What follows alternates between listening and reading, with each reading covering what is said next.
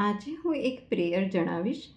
Possible છે આ prayer તમે પહેલાં પણ સાંભળી હશે. મેં પણ આના રિલેટેડ મારા પહેલાં વિડીયોઝમાં જણાવ્યું છે. આ એક એવી પ્રેયર છે કે જેને બોલવાથી તમારા મલ્ટિપલ એરિયાઝમાં એક સાથે કામ કરશે.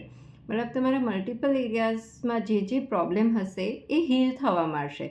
પછી એ લવ, રિલેશનશિપ, મની, સ્પિરિચ્યુઅલિટી, ગમે તે હોય, મનમાં ગિલ્ટ હોય, એન્ઝાયટી હોય, ગમે તે હોય, બધામાંથી બહાર નીકળવા માટે આ એક પ્રેયર તમને હેલ્પફુલ રહેશે. આ પ્રેયર એવી છે કે ખાલી તમારે એને બોલવાનું નથી, પણ એને તમારે તમારા જીવનમાં ઉતારવાનું છે. આ વસ્તુ 24 કલાક તમારા માઇન્ડમાં હોવી જોઈએ, પોતાના પ્રત્યે અને બીજાના પ્રત્યે. આ છે હો'ઓપોનોપોનો પ્રેયર.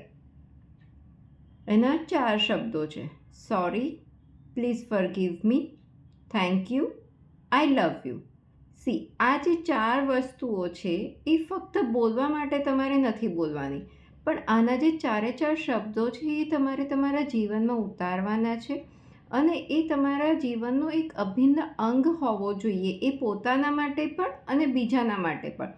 ઇટ મીન્સ કે તમે પોતાને બી માફ કરો, સોરી, બીજાને બી માફ કરો, પ્લીઝ ફોરગીવ મી. કે ભાઈ મેં અત્યાર સુધી પોતાને જે પણ નેગેટિવ બિલીફ્સ કે નિગ્લેક્ટ કર્યું કે સામેવાળાને ઇગ્નોર કર્યું, એના માટે આઈ એમ સોરી, પ્લીઝ ફોરગીવ મી. બધા જ માટે મને માફ કરો, હું પોતાને બી માફ કરું છું. આઈ લવ યુ, સેલ્ફ લવ. તમે પોતાની જાતને પ્રેમ કરશો તો જ તમે પોતાને કેપેબલ સમજશો, કોન્ફિડન્સ આવશે અને જીવનમાં કોન્ફિડન્સથી જ તમે આગળ ઉન્નતિ અને પ્રગતિ કરી શકશો. અને સેમ વે પ્રેમ સંભાવ આપણે બીજાના પ્રત્યે બી રાખીશું તો જ આપણા જીવનમાં, આપણી આસપાસના લોકોમાં સુમેળભર્યું જીવન આપણે જીવી શકીશું. અને થેન્ક યુ, દરેકે દરેક વસ્તુ માટે thank you.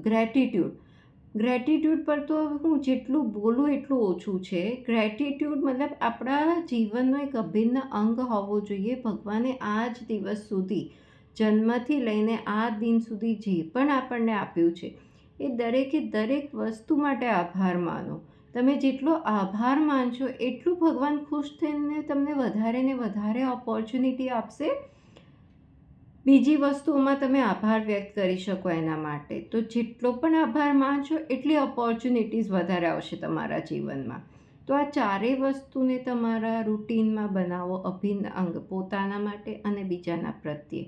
Sorry, please forgive me, thank you, I love you. અને પછી તમે જુઓ તમારી લાઈફના 50% પ્રોબ્લેમ્સ તો મતલબ લાઈક આમ ચપટી વગાડતા તમને લાગશે કે છું થઈ ગયા.